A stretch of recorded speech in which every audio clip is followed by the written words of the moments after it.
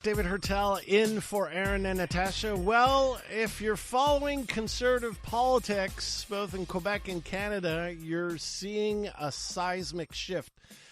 Looking a bit like what has happened and has been happening in the U.S. for the last few years. The conservative movement across Canada is going through a major transformation. Last week, for example, Jason Kenney, who used to be the conservative superstar, was ousted by his own party, forced to resign after a lackluster result in his leadership review. You have the federal conservative race that is taking a strange, very strange direction with Pierre Poilievre now the presumptive frontrunner against two more traditional conservatives in the persons of Jean Charest and Patrick Brown. Pierre Poilievre making hay on declaring he would fire the governor of the Bank of Canada, going on a podcast last week and saying he is on purpose using Anglo-Saxon words, which has been interpreted by some as being a nod to replacement theory enthusiasts. So there's a lot of things going on, and here in Quebec, you have Éric Duhem of the Conservative Party of Quebec now polling in certain regions, like in the Quebec City region, polling second to the CAQ, and Éric Duhem now polling in the 20s across Quebec in certain areas. So what's going on with the conservative movement? Always love to have a conversation with my friend Beryl Wajsman, editor-in-chief of the Suburban. Hi, Beryl. Comment ça va, mon ami? Ça va bien, merci. Et bonne journée nationale des patriotes, my friend. Hey, bonne fête patriote. Now, there was an actual small C conservative, Louis-Joseph Papineau. Yeah, actually. Believe it or not. He wanted independence, but he wanted certain values protected. People don't know, but he emancipated all Quebecois 20 years before England. Oh, no, yeah. Papineau was quite enlightened, actually. But going back to the conservative movement, so start wherever you want, but what do you think is happening with the conservatives? I think it's a great topic because I don't think there is a movement. There are people who are changing and shifting. And let me explain what I mean. So Éric Duhem, we both know him very well. We've both been on radio with him. And his party, small C conservatives, is very much a traditional, I've never liked the name progressive conservative, but it's a traditional conservative party. It's responding to a need of less government, of less control over individual imperatives, more fiscal prudence. It's a traditional agenda, and it's traditional language. Eric is a writer. He's speaking almost as an intellectual when he speaks. And it's very different from what's going on with Kenney and Poilievre, who you've mentioned. The federal conservatives have clearly been the strength of the federal conservatives. There's a great power base. It's not just geographical in the West, but it's the exhibition of very extreme ideas with people who aren't thoughtful about ideas. They just don't like whoever's in power. Poilievre is not to be underestimated. He's not Scheer and he's not O'Toole. He's an intellectual. He's a policy wonk. He speaks in Parliament like a prosecutor. He's got a command of the facts. He slipped up a bit, as you said, with some of the things he said, more out of arrogance, I think, than anything else. And he's unbelievably making inroads with the 18 to 35-year-olds who traditionally don't vote that much, but they're buying memberships. So Jason Kenney is the big surprise. Yeah, Kenney, that's a huge shocker. This guy was seen as like the biggest conservative out there. Right, but he never was. Full disclosure, Jason's a friend. He was never as hard right a conservative as the conservatives who are taking over so much of the party. He was a traditional politics of joy politician. And he finally had it. And people will remember, of course, his speech about, he's sorry about some of the things he did during the pandemic, which hurt him a great deal. But unfortunately, and they'll remember that his leadership review only got 51.2%, and he decided that wasn't enough. But people forget what happened 2 months earlier. And 2 months earlier, Jason Kenney had enough. He had enough with the anti-abortion crowd. He had enough with the anti-gay crowd in his home party. And he came out and actually said, in a major speech, yes, I will be the enemy of the crazies. He didn't use the word crazies. I forgot which term he used. But this was a tremendous move for Jason, because politically, you're right. Politically, he was always supported by the right, even the extreme right. But he, like Stephen Harper, sort of managed to control them. You want to follow me, but you follow me on my terms. That speech cut him off from the right.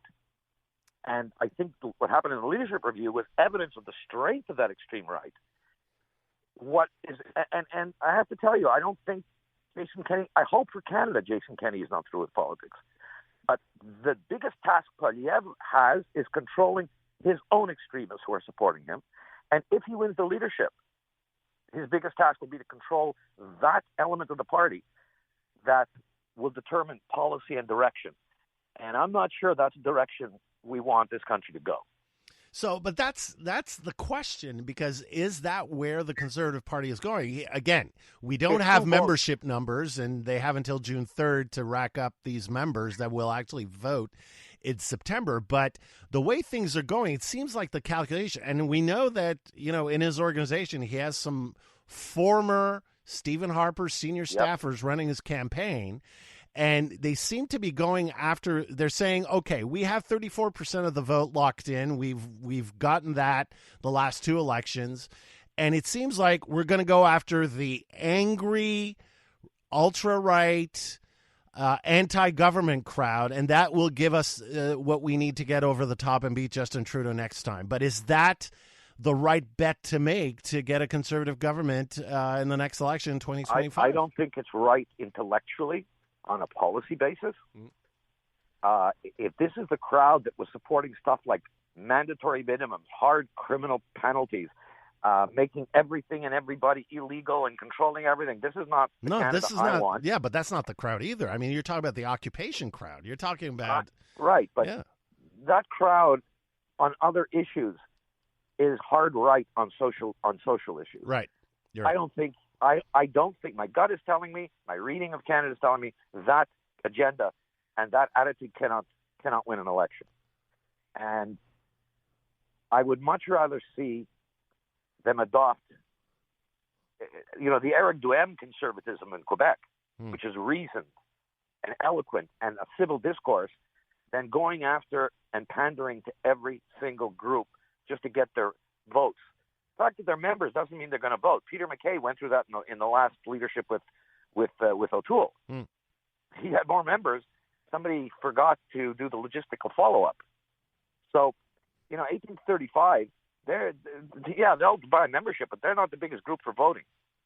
So one has to hope that, interestingly enough, the trends of conservatism, small c conservatism in Quebec under Duhem, and even in the West, of Jason Kenney. Let's call it rational conservatism. Well, in Ontario, Doug Ford seems to be practicing that kind of conservatism. Doug Ford has moved a hell of a long way from Ford Nation back to the center. Yeah. I wish some of the people who call themselves conservative would remember that the father of modern conservatism was Prime Minister Benjamin Disraeli of Great Britain, late 19th century.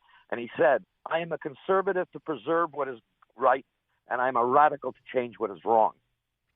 And that line between what is right and what is wrong is being blurred by the extremists today. Because Doug Ford right now, he's comfortably ahead. There's a new poll out today, 2 weeks out from the election. He's comfortably ahead, seems to be cruising towards victory. Could that send a message to the federal race? I think if he...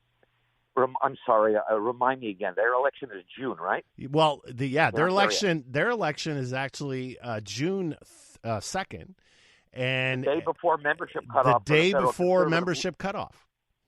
I think anybody who doesn't take a lesson, if Ford comes back with a healthy win, any conservative leader, if he doesn't take, particularly Poilievre's camp, if they don't take a lesson from Ontario, which is the battleground to decide the government, are signing their own death warrant.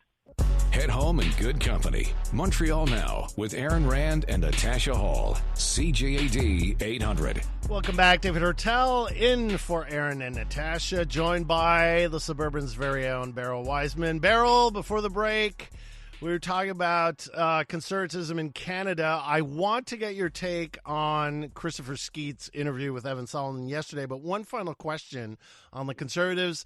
The big French debate in the federal leadership race is on this week in Laval. What's your take on the race in Quebec, and is Charest in trouble at all? Well, I'm glad you brought that up because I was going to come back to that one last point. So you opened this discussion quite properly about conservatism in Canada, and the picture we painted was conservatives in Quebec going one way, the Poilievre conservatives going another way, Jason Kenney having sort of split off with the traditional right-wing base, now modeling himself more on, as we called it, the compassionate conservatism, the rational conservatism, and Doug Ford possibly going to a solid victory based on rational conservatism.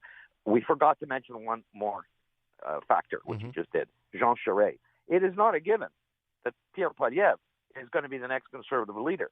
And if Jean Charest wins the leadership, Jason Kenney has left the hard right.